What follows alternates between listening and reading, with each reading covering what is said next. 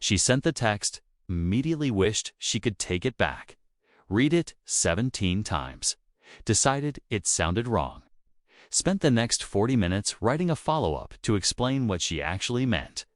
The original text was fine. It said, "Sounds good, see you then." This is not a quirk. This is not being careful. This is a mind that was trained very early. That the world is a place where things go wrong if you're not paying close enough attention. Stay with me, because overthinking is not a personality trait. It's a nervous system that never got the memo that the emergency is over. Picture someone like Claire. Early 30s, sharp. The kind of person who anticipates problems before anyone else has even noticed them. She's good at her job precisely because of this. She catches what other people miss. She plans 3 steps ahead. She has contingency plans for her contingency plans. But here's what the people who admire her efficiency don't see. Claire hasn't slept properly in years, not because anything is actually wrong, because her brain treats 3 a.m. like a board meeting, where every unresolved thing from the last 6 months needs to be reviewed. Immediately, in full detail, she lies there. Thoughts arriving like uninvited guests who don't know they're not welcome. And the more she tries to stop thinking, the louder everything gets. She's exhausted, not from what she's done, from everything she's imagined might happen. Overthinking is almost never about the thing being thought about. It's about what happened the last time someone stopped thinking. For most chronic overthinkers, somewhere early in life, something went wrong that felt like it shouldn't have. Something that felt like it could have been prevented.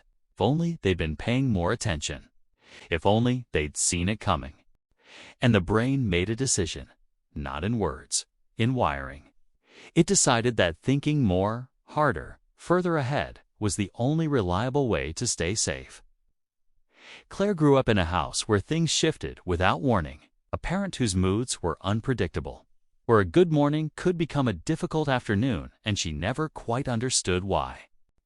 So she started watching, reading the room before she entered it, checking tone, checking expression, checking for signs of what was coming so she could prepare. It's kept her safe then. So that hypervigilance, that constant scanning was the most intelligent thing a child in that situation could do. The problem is, her brain never learned to turn it off. So now she scans everything. Texts, silences, the way someone said her name. Looking for the thing that's about to go wrong, even when nothing is. The thing about overthinking is that it feels productive, like you're doing something. Like all that mental activity is preparing you, protecting you, making you ready. But most of the time, it's just noise. It costs decisions. Simple ones that get tangled in scenarios. That will never happen. Meals that take 20 minutes to choose. Emails that get drafted and deleted 6 times. Opportunities that close while the thinking is still going. It costs presence. Because a mind running through every possible version of tomorrow cannot also be fully here in today. And it costs relationships quietly, consistently. Because overthinkers often hear what wasn't said. Read meaning into pauses. Construct entire narratives from a one-word reply. Claire has ended conversations in her head that never happened out loud. Has grieved friendships that were never actually in trouble. Has apologized for things nobody noticed.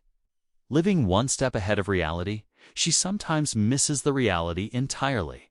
Here's what I want to say carefully. Not all deep thinking is overthinking. There are people who think thoroughly, who consider consequences, who plan carefully, who don't act impulsively. And that kind of thinking is valuable, even rare. The difference is whether the thinking leads somewhere. Useful thinking reaches a conclusion and stops. Overthinking reaches a conclusion and then keeps going.